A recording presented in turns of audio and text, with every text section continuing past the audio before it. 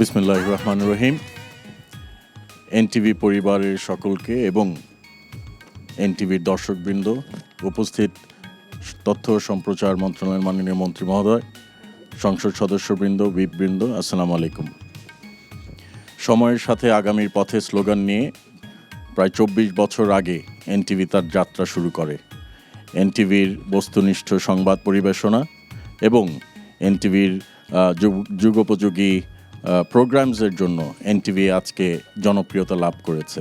শুধু বাংলাদেশে নয়, বাংলাদেশের বাইরেও আমাদের প্রবাসী বাংলাদেশি যারা আছেন তারাও এনটিভির প্রতি আস্থা অর্জন করতে সক্ষম হয়েছেন।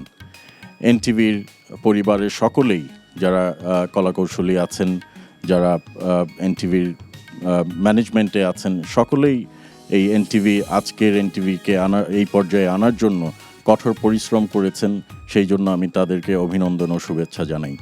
বাংলাদেশ জাতীয়তাবাদী দলের সরকার, মাননীয় প্রধানমন্ত্রী তারেক রহমান সাহেবের সরকার বস্তুনিষ্ঠ সংবাদ পরিবেশনা এবং একটি স্বাধীন গণমাধ্যমে বিশ্বাস করেন এবং আমরা আশা করব এনটিভি অতীতে যেভাবে গণতন্ত্র সমুন্নত রাখার জন্য, গণতন্ত্র প্রতিষ্ঠা করার জন্য যেভাবে লড়াই করে গেছেন, সংবাদ পরিবেশনা করেছেন, ঠিক সেভাবেই এনটিভি এগিয়ে যাবেন।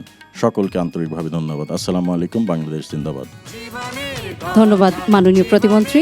আমরা আসলে একেবারে শেষ পর্যায়ে চলে এসেছি। আমরা এখন আমাদের মাননীয় মন্ত্রীর বক্তব্য শুনবো এবং তারপরে আমরা কেক কাটার মাধ্যমে আমাদের এই শুভক্ষণের সমাপ্তি ঘোষণা করব। আমরা এখন অনুরোধ